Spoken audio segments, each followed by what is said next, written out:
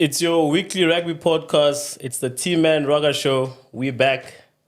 And as always, I'm with my main man, Shanray Fan. Hey, What it do, bro? how you, man? I'm lekker, man. I'm lekker. Can't complain. How's your December being? Busy. Busy? Hella busy. But yeah, just trying to sneak in as much rugby as I can. Yeah. It's also crazy that there is so much rugby. It's crazy because we're not used to having so much rugby during December, So, especially. yeah, man. These people don't want to let me see my family. They just want me to be watching rugby all the time. Yeah, talking about the rugby, it was actually a very good weekend for the SA teams. So 3 teams won. And for me, what stood out for me was just the quality of the rugby this weekend. Yeah, I can't believe it's another weekend and we're still talking about the Sharks. Hey. Because as soon as you said, only 3 teams did well, I was like, oh my word, are we here again? Oh, the Sharks. No, we'll actually get to the Sharks, but let's actually start with the Bulls. So the Bulls sent a second string team to Lyon, and they narrowly lost. It was I watched the game. It was a tough one, and I think they've got depth at the Bulls. Yeah, true. Their depth is quite visible, but coaches hate it when you say no. We sent our second team game. I think the players even hate it more though. Yeah, because they want to be regarded as first team players, but it just shows how much quality the Bulls have. It was a great game. I think Lyon brought it. They brought it. It was the line breaks in the game. It was just end to end, just entertaining. Yeah, but talking about the depth, I think what stands out for me personally, it's sometimes when you talk about depth, people think it's the numbers that you have.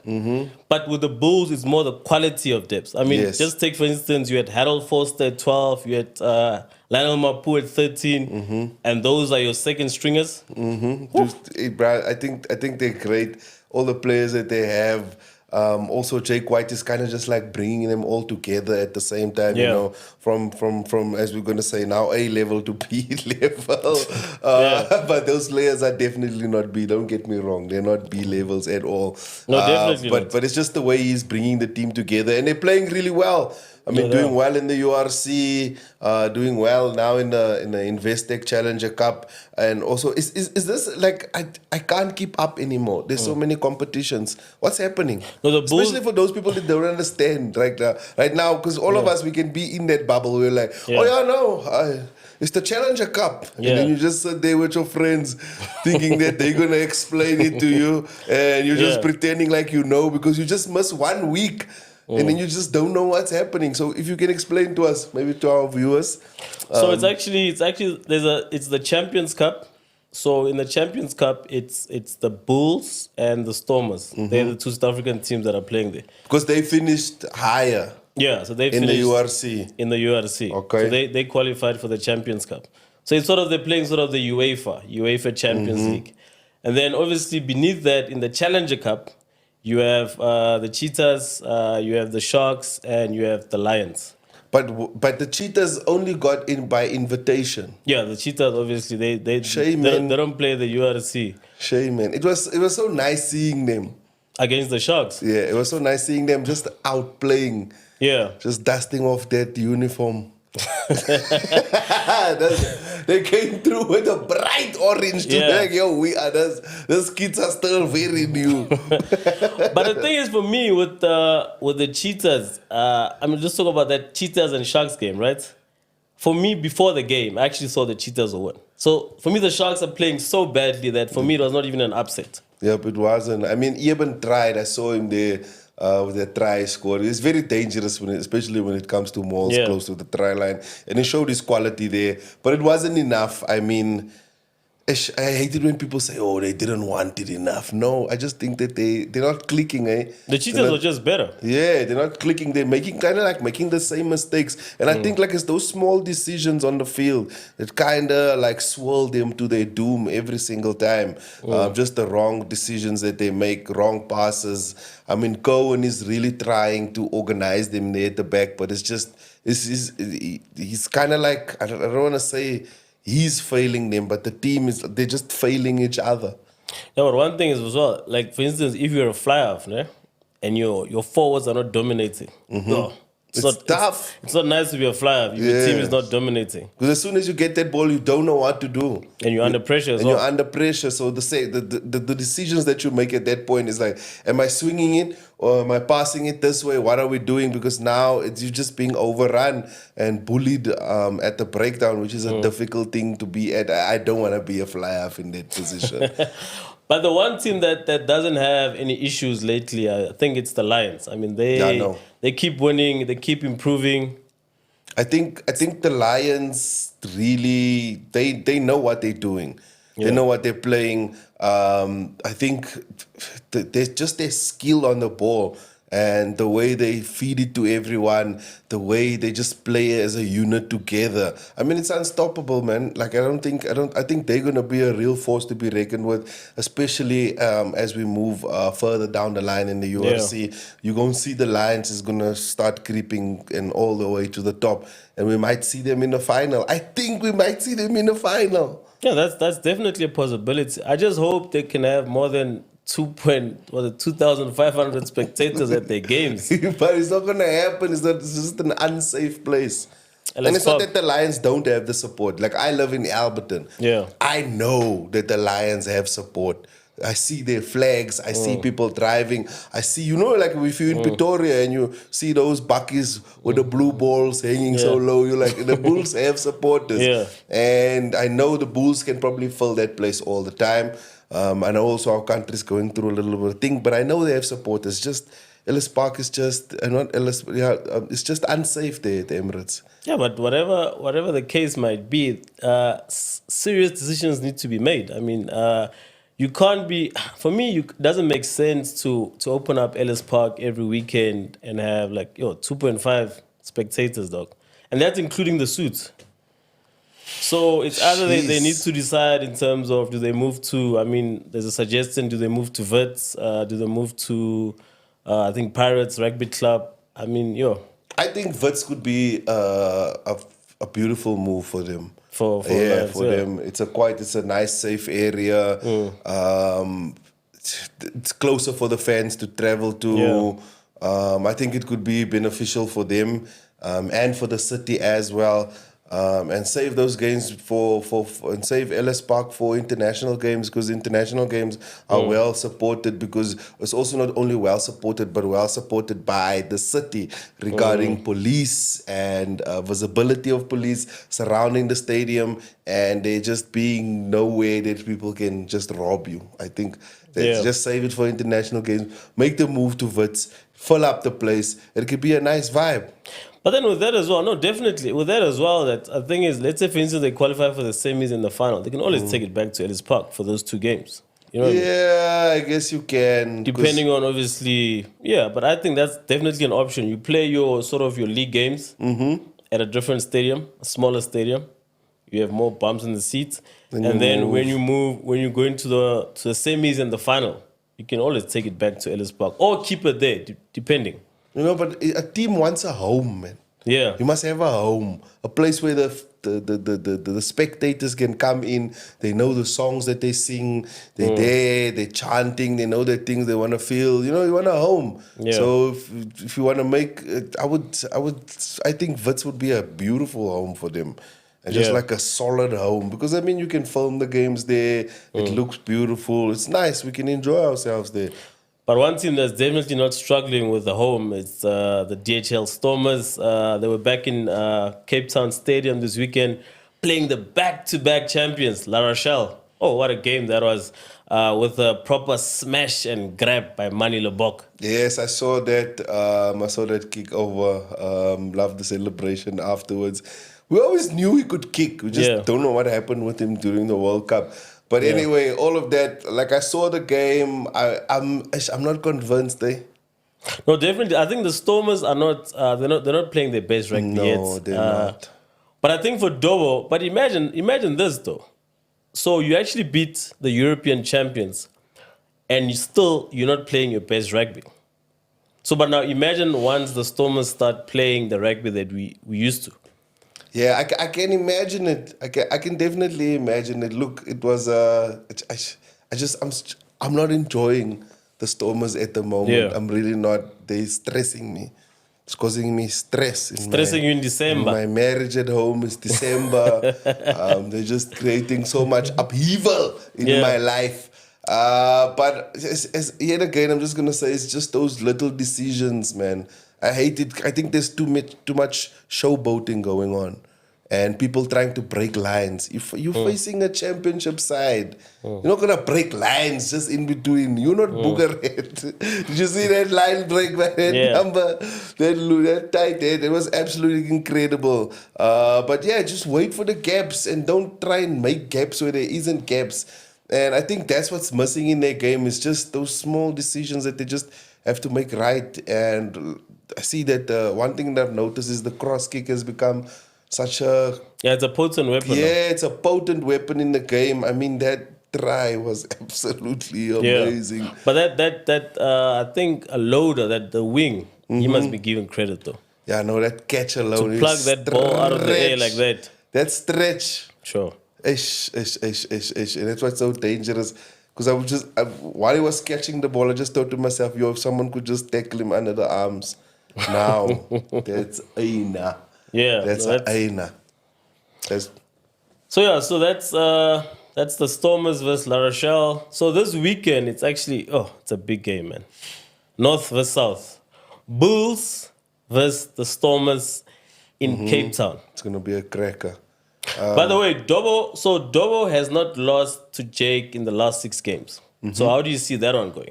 I hate to say this, I think the Stormers are going to lose. If they play the way they play. Yeah. This Bulls team is, they're high-moted. They're motivated. They are coming out strong. They are, oh my word, they are vicious at the breakdown. They're playing that old copper stamp rugby. Yeah. And if you play that rugby, you're going to have to come out guns blazing. And I don't see it happening. I think if you just close the gaps, I think the Stormers are just going to buckle under the pressure. And the same problems will arise as their European tour showed us. So you're going against your own team, Sean, right? I know. I just don't like the way they're playing at the moment. I just don't. Yeah, but they haven't lost to the Bulls in the last 6 games. So you think...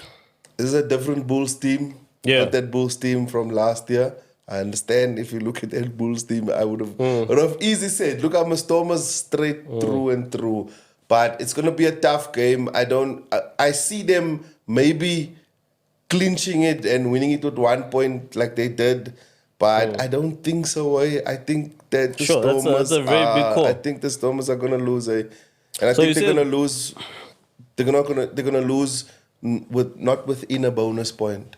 They're going to lose with more than 7. So you're saying Bulls to win? And unfortunately, if I was a betting man, and I am a betting man. So you're gonna bet on the Bulls? I'm not going to bet. You're not going to bet? No. I always bet for the Stormers to win. So on this course, I'm not going to bet. I'm saying Stormers. But, why are you saying Stormers? But why? No, why just purely because of the history, and it's very hard to beat the Stormers at Cape Town Stadium. So those 2 factors, but without a doubt, the most informed team right now is the Bulls. Yes, you know what I mean? Are the Bulls. But I'm just saying that it's very hard to beat the Stormers at home, and the mere fact that obviously the Bulls haven't beaten the Stormers in the last 6 games. But I just hope, regardless of the results, I just hope that it's a crack of a game. Yep. It's open, you know what I mean? It's not forward orientated. They swing the ball around, and people in Cape Town can have a lekker game. Yeah, it's gonna be a lekker game. I wish I was there to go watch it, but I'm definitely gonna be glued to my screen. It's gonna be interesting. I just want a nice competitive game. But it's probably not, it's probably not the way we can scream when we watch the game. But I just want it to be competitive. I want it to be a nail biter. Yeah. Just some fun times, and we're gonna see how it goes. But I really think that The Stormers are going to have to dig deep for this one. Dobbo is going to have to make some changes. Don't go weak in the front. Bring as much weight as you can. Put some pressure on them. Get those fast forwards in there. Just dominate at the breakdown. Once you do that, swinging the ball out, you've got Mane Lebok there that can handle the back line like a champ. And then Damien Willemse at the back, making all the right decisions. I think it's going to be a crack over jack. A cracker over jack. Over jack. A cracker over. I think it's going to be a cracker over jacker. I would love to see Sasha at center. Sasha's injured, bro. That's what I'm saying. I said I would love to see him at center, Sasha but I know playing. I don't think he's not playing. gonna happen. So we'll see how it goes. I want to just see the Stormers team at full strength and just them playing a little bit better. You guys have been at full strength, bro. We're not. We're not. Who was the Stormers missing? We were waiting for the Springboks day back now. You guys only missing, I think, Feinberg is gone. Frans Malherbe. Frans Malherbe is not there. Yeah, that's all. Yeah, that's a lot of players, bro. There's 2 amazing players that are out. But we'll see how it goes. I'm just happy also to see how do you feel about the Cheetahs, seeing them play again in any competition? Yeah, I'm just happy. I just think that maybe we got it wrong. Maybe we should have let the Cheetahs play and the Sharks instead of the Sharks, because the way the Sharks are playing, No, definitely. I mean, it's always awesome to see the Cheetahs play, and I just saw all those leather hats that were taken from all those lapas in Bloemfontein. You know that leather Cheetahs hat? Yeah. All of them got taken off the pedestal. I just saw those old timers just go to the game. But that's brilliant, man. We wanted to talk about RG Snyman. RG Snyman, this last... Is it official? It's definitely official. So RG has joined Munster's bitter rival. So he moved from Munster to Leinster for 10 million rands. Jeez. But I don't think that was very hard though. Because firstly, it's because RG and the wife wanted to stay in Ireland. And now obviously at Leinster, you have Jack Nina was the coach. And obviously you have 10 bars. I mean, who would say no to that?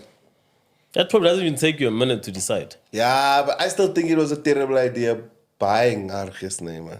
For Leinster? Yeah, I just think that, I don't know. My problem with him is that he's always like injury prone. Obviously, it's a risk. It's a very big risk. So I don't know if that was a smart move, but because he's a Springbok, my heart will go out to him and just be like, okay, cool. You get to stay there. You get to be with Jacques. Because Jacques has built something absolutely incredible at Leinster already. Like, I just saw an article where someone said, basically, like in the article, one of the players said, I just want to go out on the field and defend for him. I think that was Jos van der Vlier, the Irish flanker. Do you understand what I'm saying? And that's the type of thing that you have to create when you are a coach. There's a lot of things that coaches don't have. Is that thing where people, like players, want to play for you, and they believe in your systems, and they believe in your tactics that you put down, and they play to the best of their ability. And that's what you want. And that's what a lot of coaches miss. And I love that. And I mean, you can see that the whole time we thought it was Rassi that they had those influences, you know. And it might be that it's all Rassi, and Rassi's just rubbed off on Jacques so much. Or could it just be that both of them are just those type of people? It shows the influence that obviously Jacques has on that box squad. I mean, Jacques has definitely grown in leaps and bounds as a coach. So I think, but I actually didn't think it's gonna take. I thought it was gonna take longer for Jacques to actually stamp his authority. But it shows that he's hit the ground running. I mean, if players are already talking about him, I mean, he's been there for barely 2-3 weeks. And players are already talking about Jacques in that manner. That's incredible, and that's what you want. And I think Leinster is like very glad that they made that decision, because now he's there, and players and they're not doing bad at all. They're absolutely doing amazing, winning games. I think it's 2 out of 2 under Jacques. 2 out of 2. They're winning games. They're on point. They're on form. Terrible mistake buying RG Snyman to join Leinster. But honestly, what do you think? Do you think it's a mistake? Or why would it be a mistake? For a team. Just think about it for the team. No, but you're saying terrible mistake for Archie or for the team? For the team. No, I mean, the thing is, at the end of the day, you can never let a player like Archie go. You know what I mean? You rather get him, and then if it doesn't work out, it doesn't work out. But at the end of the day, if they didn't get Archie, teams were going to jump on Archie. So you rather, because the thing is, what if Archie stays injury-free? That's a huge possibility. But it's a knee injury. Yeah. No, he's got a chest one now. He's got a chest one now. Yeah. Gee whiz, I'm still healing from the knee one. Yeah. He's got a chest one already. No, but he had the 2 knee injuries. Yes. And then after the World Cup, he had a chest injury. So he didn't have... I thought it was the knees coming back. No, it was a chest injury. Okay. So it's not an ACL. Yeah, but... So we'll see what happens. If he can... You know when I'll believe it? If he plays 10 games, back to back, then I'll be like, this man is back. No, I think... 10 games. I just want to see... After 10 games, I'll be like, your investment was valid. No, I think if he plays 10 games, it'll be a... You'll be so relieved, like, because he has probably played 10 games for the whole of 4 years for Munster. For the Springboks alone, he's played 10 games back to back. Yeah. Because he was there on the field. Because I think that's what Munster was saying. Munster was watching the World Cup, seeing Arge Snyman warm up. They're like, and then... but I thought you injured. And then what's happening? This one is just coming on, scoring tries, making meters, creating, breaking lines. They're like, and then what's happening? Then they were like, they're probably angry. That's why they were like, we're not renewing this. Yeah, but no, but I think for the Boks as well, looking forward, I just hope he stays injury free, can play for the Boks in the next, because he's still young. He's 28, and he's obviously he's reaching his prime. But I think all in all, it's a no-brainer for me. How old is Arge Snyman? He's 28. Gee whiz. So for me, 28. He still has his whole life ahead of him. Yeah, it's a no-brainer for me to buy Arge. Like 5 years left maybe in rugby. Yeah. It's a long time. You can have an impact. But those guys are doing well. I mean, all of them are doing well overseas. Faf is doing absolutely incredible. Yeah. Out there in Japan. And Cheetahs Colby got man of the match in his first game. And talking about the Japan League, I think, so for us Super Sport viewers now, we can actually watch some Japan rugby on ESPN Africa. I mean, I think that's a proper move by the Japan League. It's good. It can be fun. Because for the last 2-3 years, all the years that Faf is playing well in Japan, and you could hardly actually watch him play. I mean, all the Springboks could hardly watch him play. Faf probably looks like a normal sized human being on that field. For those Japanese people. He's probably one of the biggest in the team. No, he's probably just like normal. That's because I think the Japanese, but there are big Japanese guys. But I think like he's just like normal. He looks normal on screen. He don't look like a little person when he's just playing amongst the Springboks. But that's great, man. He's doing well. Cheetahs Colby is doing well. It's just nice to see them and also just allowing them to play, because I've heard something where, especially now, the thing with Herschel Yankees is that there's calls where people are like, the man is not playing enough. And he's not playing enough, and they need to start him more so that you can see and develop your game from there. Because there is that thing where when you are playing and you're playing maybe 6-7 games, or maybe that's when you start getting your peak form is 6-7 games, and when you kind of like checking what's happening. Yeah. But it's a difficult thing, and I know we've talked about this before. Like if you have 4 bad games, what must the coach do? Must the coach be like, 2 more? So it's nice to see Faf playing and giving him regular spots, and he's starting all the time. So he's just there enjoying his game, playing absolutely amazing, having such a huge impact is amazing. It's just to see the Springboks out there doing their thing, especially Cheetahs Colby, as you said, man of the match, amazing things. Yeah, no, I think the Boks are showing their class in the Japan League. Obviously, it's not, for me, it's not that competitive, but still. I mean, also, a person like Kwacha is also having an awesome season. He's actually the captain there. I don't know how the communication works there, but yeah. But yeah, it's awesome. It must be hard. But I think Kwacha has been in Japan for a while now. So I think he picked up a couple of words here and there. Talking about Japan, so the Japan national team has got a new coach. Your favorite coach, Mr. Eddie Jones. Nah, Eddie's dodgy. Eddie's dodgy. I think he's just scum, bro. Nah, Eddie's I dodgy. think he brings like a lot of disrepute to the game of rugby. I don't think he's supposed to be allowed. I mean, clearly now we know that he's lied and he's taken that job while he was coaching at Australia. Clearly. No, because I was on Eddie's side, right, until the press conference when they announced Eddie as the new coach. And once you start asking a person a straight question, right, and they start being wobbly in terms of the answers, you know what I mean, they're not sure. Because Eddie's version is that, so the people that were actually the Japan officials, right, that were looking to get a coach for Japan, interviewed him in terms of getting advice. In terms of, yo, Eddie, we're thinking about getting this person. What do you think, right?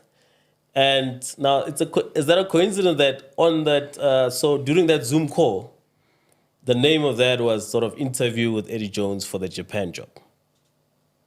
You know what I mean? That's where it becomes tricky. So Eddie denies that he had an interview with Japan for the coaching job. Of course. He just says that they were just having an interview and just looking in terms of who to get for the Japan. He's lying. He's clearly lying. He's a liar. He's a backstabber. He's cost the Australian Rugby Union so much money. Just in terms of everything that they've done. He's probably brought them down maybe like 4 or 5 years. I think Sonny Bill Williams pretty much laid it all out on social media. Yeah, Sonny Bill didn't hold back. Yeah, I believe Sonny Bill. Like, I don't think this guy deserves a job. I think Japan should fire him, and they can definitely find someone. So Japan shouldn't have hired him. Yeah, in the first place. There's no way they're firing him now. Yeah, but I don't think he's a good coach.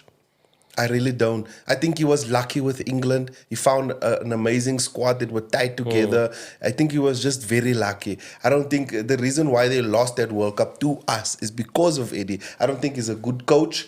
And my personal bias might be intertwining here. Yeah. I don't think he's a good coach. I think he's a terrible person. And I hate what he's done to Australian rugby. And I hate what he's done to rugby in general. And it's going to make it so much harder for other coaches to be out there in the world, because now they have kind of like a thing that they can compare it to. And I don't think Japanese rugby is going to go pretty far with him. It's just my opinion. Yeah. And we'll see. I think the same thing that's happened at Australian rugby is going to happen to Japanese rugby, and I hope that they can deal with the consequences of that. I guess we'll just have to wait and see. But I definitely still think Eddie's a good coach. I just don't like how he handled the whole thing. I mean, I'm starting to doubt his integrity and yes, like and that. Once. But in terms of coaching, I still think that he's a very good coach, and for me, he's actually a good fit for Japan. Well, because the way they want to play and stuff like that. I just don't like the way you went about it. I mean, I think there was a whole lot of deceit and a whole lot of backstabbing, and I actually think that he actually verbally agreed to take over the Japan job before he actually quit. Yeah, of course he did that. The Australian job. I mean, like, one of the things that he did that was absolutely putrid was remove all of the senior players from an international rugby team. Why would you do that? Like, why? Like, what's going through your head? Like, you don't understand the dynamics of a team. That it needs seniors, and all those structures are in place for a proper reason. Because the youngsters are going to do what the youngsters do, especially on the field. You need a general. You need senior players. You need players who want. Like, that's why Jones will never be a Jacques. He'll never have players saying things like that about him. He'll never have players be like, yo, I want to play. Because he wants to be the man in charge. And there's a difference between a leader and a man that's in charge. And that's what you want in a rugby team. He's still a damn good coach, though. We'll see. We'll see. He had a good team in Australia.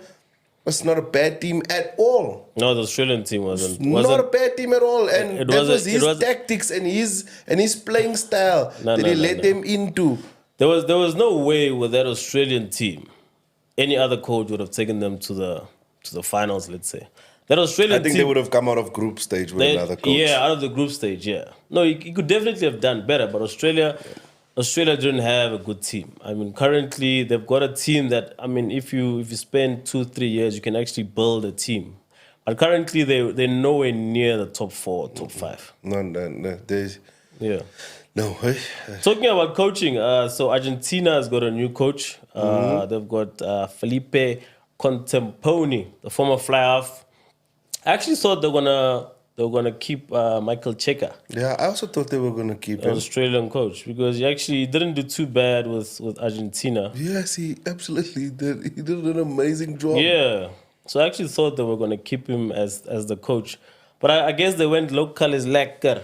Yeah, sometimes you have to kind of like, how can you say, shoot a shot in the dark and kind of like promote your own country with your own players and your own No, coaches. definitely. I think that's you the know what route I'm they saying? went. Because obviously there's an influx of coaches from everywhere in the world as those positions are filled. You know, if you look at a country like New Zealand, like this, just they produce so many quality coaches, players, everything about the game that there's just no space for them in that field, so they venture out. So you can literally, that's why you see New Zealanders in every single international team. Yeah. Especially in the World Cup. Like how many New Zealanders do you see In every team. in every single team? And it just shows, and kind of like sometimes you're like, hey, let me develop my country coaches and players so that they can have the experience, because that's the only way you're going to get the experience. Yeah. If you host, and he might make a lot of mistakes,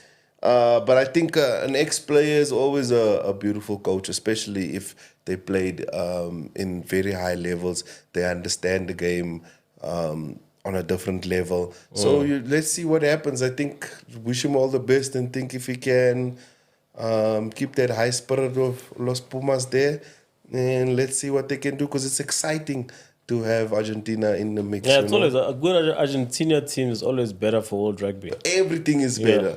Because that first initial shock, you know, when they beat New Zealand, you're just like, oh my word, okay, we have contenders now. But that's the other thing. I mean, Michael Cheika beat New Zealand, he beat Australia. I mean, I'm so he's actually a bit sad. But there's the other thing as well, like you said, because I think Contemponi was the assistant coach. I mean, like how long do you want to keep him as the assistant? I mean, I think he's learned enough from Michael Cheika to take over.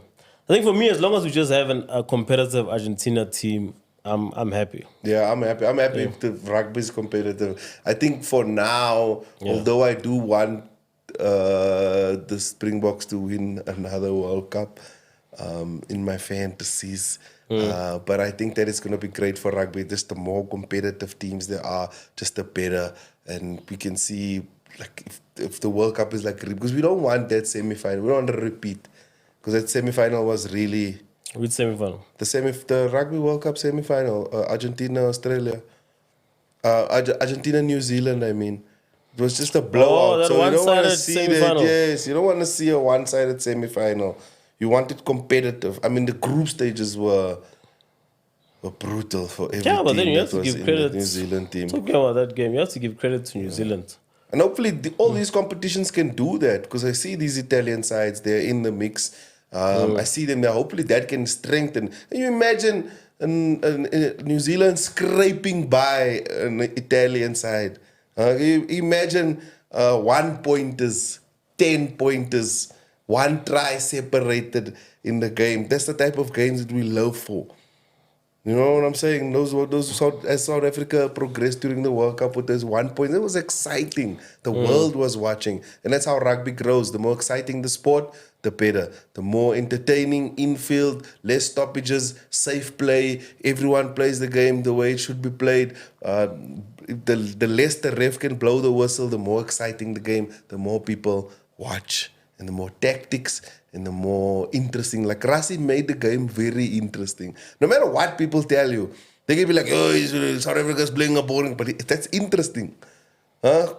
Calling a scrum from a mark. Do you understand what I'm saying? That's genius. Yeah. It's genius. It's making the game interesting, and that's what we want. We want it competitive. If more players can play, more players are more good players, more professional. They're just in the mix. South Africans abroad playing in these teams getting better. Next year's World Cup, crazy. There are 7 teams that could win the World Cup. That would be absolutely insane. All the countries are watching. And do you not understand what I'm saying? It makes it beautiful. And that's one of the reasons so many people watch football. Because it's like anything can happen. And that's what we want with rugby. Because if it's standard and we know... but that's how it is with rugby. Win. To be honest, that's how it is right now. You know? You have Ireland, you have New Zealand, you have South Africa. So it's actually very competitive. Yeah, we just want to grow it more. No, definitely. More. But with it's still, Georgia, you know, when Georgia comes on, we're like, yo, yeah. Are you sure you want to face Georgia on an empty stomach? You know what I'm saying? Just like strong and just very competitive. Yeah.